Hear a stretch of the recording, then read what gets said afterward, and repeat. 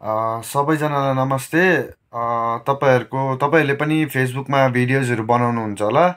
अनि तपाईँको फेसबुकबाट पैसा कसरी कमाउन सकिन्छ र तपाईँको कन्टेन्ट मोनिटाइजेसन कहाँबाट आउँछ र तपाईँको कन्टेन्ट मोनिटाइजेसन कसरी चेक गर्नुपर्छ, यो तपाईँहरूलाई म मेरो स्क्रिन सेयर गरेर म तपाईँहरूलाई देखाउन चाहन्छु है।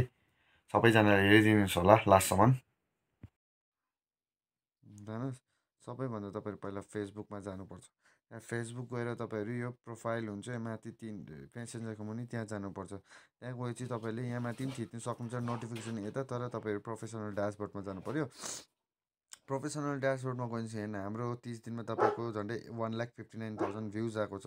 तर यहाँ हेर्नुहोस्, यो मेरो एप्रोक्सिमेट तपाईँको यो लेखेको छ $1 छ, यो जो चाहिँ मेरो स्टार्सबाट आएको। अनि इङ्गेजमेन्ट छ मेरो 18,000 छ। अनि तपाईँको नेट फलोवर्स छ 124 छ। र रिमेनिङ जति पनि मेरो फलोवर्स छ यो चाहिँ तपाईँको मेरो यो हाम्रो यो फेसबुक फ्रेन्ड छ हाम्रो।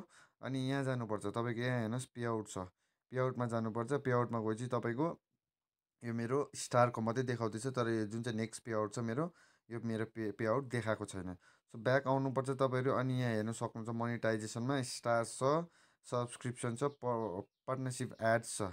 त तपाईँको यहाँ योमा कन्टेन्ट मोनिटाइजेसन भन्ने एउटा आएको हुन्छ, त्यो आउनुपर्छ, बुझ्नुभयो।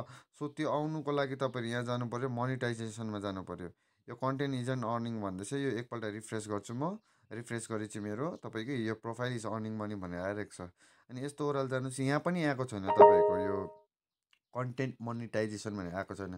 होप तपाईँहरूले पनि चेक गर्नुहुन्छ होला। तपाईँहरूले पनि पर्खिरहनु भएको होला कन्टेन्ट मोनिटाइजेसन कसरी आउँछ भनेर। सो अब हेर्नुहोस्, मैले पनि अब 30 दिन 1 महिना 4 दिन जस्तो भएको खोलेको, यहाँ आएको छैन हो। अन्त तपाईँहरू तडपिरहनु भएको होला होइन। अन्त अब म पनि तपाईँहरू जस्तै तडपिरहेको छु हो। म पनि डेली चेक गर्छु, कहिले आउनु फेसबुकमा पैसै आउँदैन। हुन्छ, देखा आपने लापरवाही का नतीजा है।